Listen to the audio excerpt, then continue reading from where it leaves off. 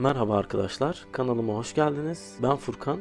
Bu videomda size Godzilla vs Kong filmi vizyona girmeden önce Monsterverse hakkında biraz bilgi vereceğim. Mutantlara başlamadan önce filmlerinden başlayalım. Godzilla'nın ilk filmi 1954 yılında Godzilla King of the Monsters'tır. Yani 2019 yılında çıkan filmiyle aynı adı taşımaktadır. O dönemde yapılan en teknolojik film olmuştur. Siyah beyaz film olmasına rağmen ve teknolojinin yetersizliğine bakarak harika bir film çıkarmışlar bence. Zaten kısa görüntülerini de şu an izliyorsunuz. 1955'teki filmde ise Godzilla'nın görüntüsünü çok kötü tasvir etmeleri nedeniyle belki de daha fazla batırmamak amacıyla uzun bir süre ara veriyorlar. Geldik 1962 yılına, yine tanıdık olduğumuz bir ismi var. Filmin adı King Kong vs Godzilla. Bu filmde son kısımlarda Godzilla ile Kong savaşıyorlar ama filmden çok fazla bir şey beklemeyin. Hani birbirlerini taş falan atıyorlar, öyle bir savaş. Kong ve Godzilla'nın boyları filmde eşit gösterilmiş. Ve Kong bir ara Godzilla'nın ensesinden tutup atıyor üstünden.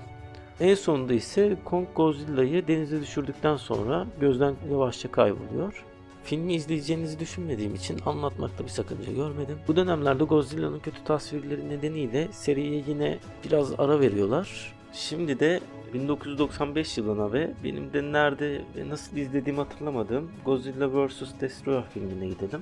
Benim Godzilla'yı ilk gördüğüm filmdi ve hayranlık beslemiştim. Godzilla bu filmde eriyerek ölüyor ve yerine Godzilla Junior geçiyor. Şimdi evrendeki mutantlar hakkında biraz bilgileri değinelim. Kong filmindeki devasa mutantlardan bahsedelim. Skullcrawler en büyüğünün özellikleri boyu 30 metre, kuyruğuyla birlikte 60 metreye kadar çıkıyor ve ağırlığı ise 100 tondur. Mother Longlegs, örümceğe benzer yaratık. Bu yaratığın ayakları çok uzun.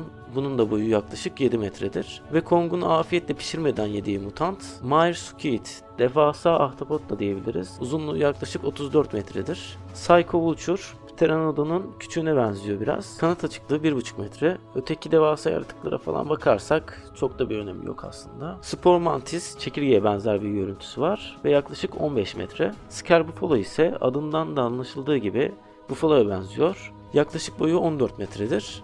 Geçelim Godzilla filmindeki canavarlara. Muto'dan başlayalım. Bu mutantı 2014 yılındaki filmde gördünüz. Ortalama erkeğinin boyu yaklaşık 85 metre, dişisinin boyu ise yaklaşık 90 metredir.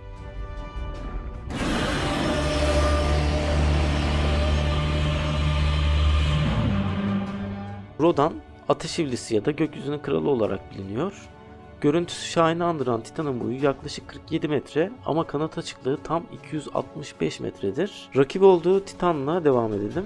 Mothra, nasıl ki Godzilla King of the Monsters adıyla tanınıyorsa Mothra da Queen of the Monsters adıyla tanınıyor. Görüntüsü de bir kelebeğe benziyor ve insanlığın koruyucusu olarak sembolize ediliyor. Bu yaratığın boyu yaklaşık 16 metre olsa da kanat açıklığı 245 metredir. Behemoth, eski çağlardaki mamuta benzeyen yapısıyla dikkat çekiyor. Bu Titan'ın boyu ise yaklaşık 108 metredir.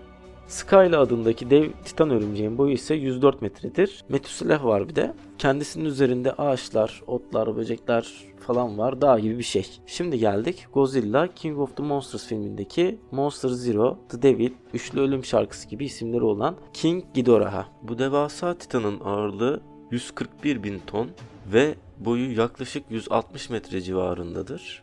Monsterverse'te şimdiye kadar olan Titanların en büyüğü olarak görülür.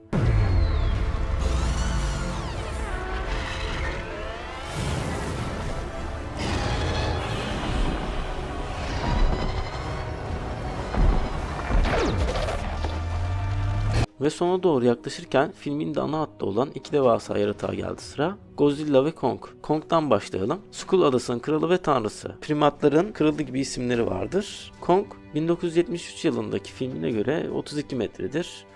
Yani şu ankine göre bayağı bir küçük. Ancak filminde Godzilla ile savaşacağı için Godzilla ayarında, yani 105 metre civarında falan olacaktır. Filmde Kong'un aynı Mothra gibi insanlığın dostu olarak yer alacağını düşünüyorum. Geçtik son boss'umuz olan Godzilla'ya. Kendisi bilindiği gibi King of the Monsters adıyla da anılıyor. Japonlar ise Gojira ismini kullanıyor. Japonlar daha farklı söylüyor bu ismi ama. Bu Titanların kralının boyu yaklaşık 120 metre ve ağırlığı 99 bin tondur. Kuyruk uzunluğuyla birlikte tam 177 metre gibi devasa bir uzunluğa sahiptir. Godzilla'yı bana bağlayan özellik ise insanlığa karşı bazen iyi bazen kötü olmasıdır. Bazı filmlerde insanlara karşı savaşmışken bazı filmlerde ise insanlığa tehdit oluşturacak. Titanları öldürdükten sonra okyanusta tekrar kayboluyor. Onun amacı yaşadığı dünyada ondan başka sorun yaratacak bir yaratığı istememesi olabilir. Ya da diğer bir deyişle onun amacı yaşadığı yerdeki tüm canlıların ona ve gücüne bağlı olması olabilir.